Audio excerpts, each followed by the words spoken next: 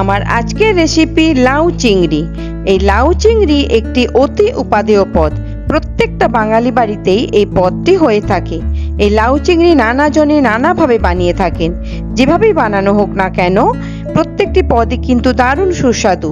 আজকে আমি আমার মতো করে বানানো লাউ চিংড়ি রেসিপি আপনাদের সঙ্গে শেয়ার করছি।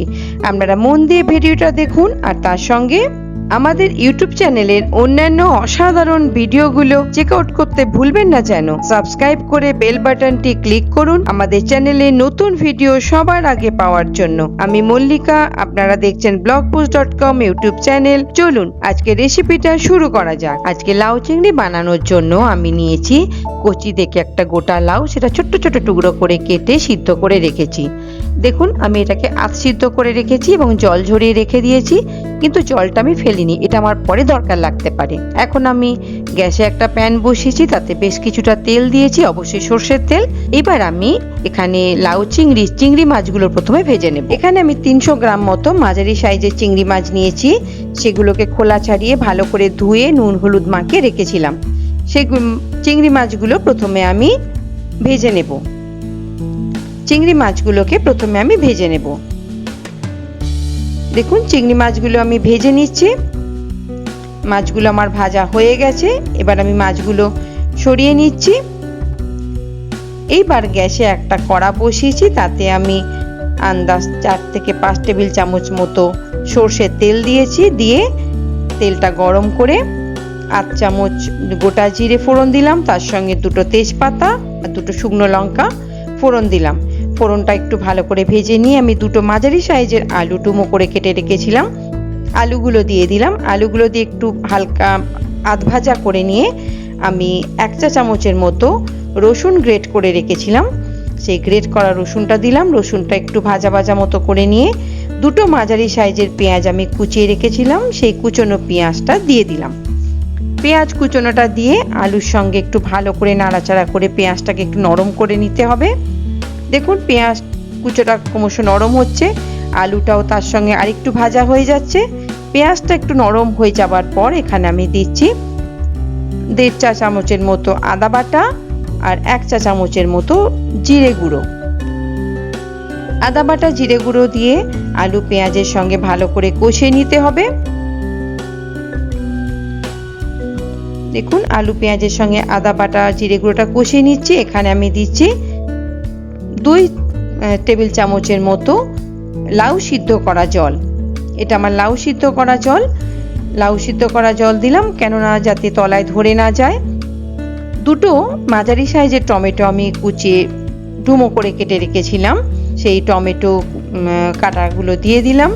দিয়ে টমেটোটা দিয়ে আমি আলু পেঁয়াজের সঙ্গে নাড়াচাড়া করব। এখানে আমি দিচ্ছি 1/2 চামচ হলুদ গুঁড়ো আর সামান্য একটু লঙ্কা গুঁড়ো। লঙ্কাটা আপনারা ঝাল যেরকম খাবেন সেই বুঝে লঙ্কাটা দেবেন। এবার হলুদ গুঁড়ো লঙ্কা গুঁড়ো দিয়ে আলু টমেটোর সঙ্গে ভালো করে একটু কষতে হবে। টমেটোটা নাড়তে নাড়তে কিছুটা নরম হয়ে যাবে। খানিকটা কষিয়ে নেবার পর এখানে আমি দিচ্ছি লাউ সিদ্ধ। দেখুন যে লাউগুলো আমি ছোট ছোট টুকরো করে সিদ্ধ করে রেখেছিলাম, সেই সিদ্ধ করা লাউ তুলে দিচ্ছি। দিয়ে লাউটাই মশলার সঙ্গে, আলু পেঁয়াজ মশলার সঙ্গে ভালো করে মিশিয়ে নেব, কারণ মশলা আমার মোটামুটি কষা হয়ে গেছে। এখন লাউয়ের সঙ্গে দিয়ে এই মশলাটা ভালো করে মিশিয়ে লাউয়ের সঙ্গে আমি বেশ কিছুক্ষণ ফোটাবো। আমি লাউগুলো কিন্তু আমি আধ সিদ্ধ করে রেখেছিলাম, বাকিটা আমি কড়াতে সিদ্ধ করব। এই মশলার সঙ্গে লাউটা ফুটে বাকিটা সিদ্ধ হলে লাউটা খেতে কিন্তু খুব টেস্টফুল হয়ে যাবে। দেখুন আমি মিশিয়ে নিয়েছি। নিয়ে এবারে যে লাউ সিদ্ধ করা জলটা ছিল, সেই লাউ সিদ্ধ করা জলটা দিলাম। লাউ সিদ্ধ করা জলটা কিন্তু ফেলবেন না, এই জলটা দিয়ে রান্না করলে লাউয়ের তরকারি কিন্তু খুব ভালো খেতে হয়। এখানে আমি আন্দাজ 1.5 চা চামচের মতো আমি লবণ দিলাম। লবণ দিয়েছি, দিয়ে আমি এবার এই লাউটাকে সিদ্ধ করতে দেবো। প্রায় 10 মিনিট আমি এটাকে মিডিয়াম ফ্লেমে সিদ্ধ করতে দেব। দেখুন 10 মিনিট আমার হয়ে গেছে। এবার আমি ঢাকাটা খুলে দেখে নিচ্ছি কতটা সিদ্ধ হলো। লাউ আমার সিদ্ধ হয়ে গেছে। বাকিটা কড়াই নাড়তে নাড়তেই সিদ্ধ হয়ে যাবে। তবে আপনারা যদি মনে করেন আর একটু বেশি নরম করবেন তাহলে আরও কিছুক্ষণ ঢাকা দিয়ে রাখবেন। এবার আমি ভাজা চিংড়ি মাছগুলো তুলে দিচ্ছি, দিয়ে লাউয়ের সঙ্গে মিশিয়ে বেশ খানিকক্ষণ একটু নাড়াচাড়া করতে হবে। চিংড়ি মাছটা দিয়েও একটু ভালো করে নাড়াচাড়া করতে হবে। করতে করতে দেবেন লাউয়ের বাকি জলটা শুকিয়ে গেছে। দেখুন, এইবার আমি এখানে দিচ্ছি চিনি দিচ্ছি প্রায় 1.5 টেবিল চামচের মতো, আর দিচ্ছি সাদা সর্ষে বাটা প্রায় 1 টেবিল চামচের মতো। লাউয়ের তরকারি একটু মিষ্টি মতো না হলে খেতে ভালো হয় না, আর সর্ষে বাটা লাউয়ের তরকারিতে খুব ভালো মজে। লাউয়ের তরকারি যখনই করবেন একটু সর্ষে বাটা দেবেন, সেটা সাদা সর্ষেই হোক বা কালো সর্ষেই হোক, তবে আমি এখানে সাদা সর্ষে দিয়েছি। দেখুন, লাউয়ের তরকারি জল কিন্তু আমার পুরো শুকিয়ে গেছে।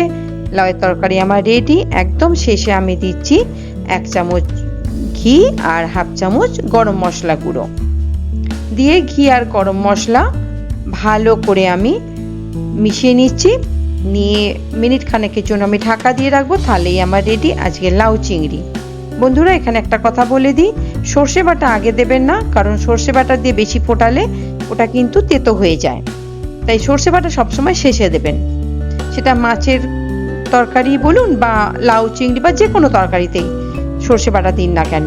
তাহলে আজকের মতো রেডি আমার লাউ চিংড়ি। আমার মতো করে করে দেখুন, খুব খেতে ভালো লাগে। আর অবশ্যই কমেন্টে আমাকে জানান কেমন লাগলো।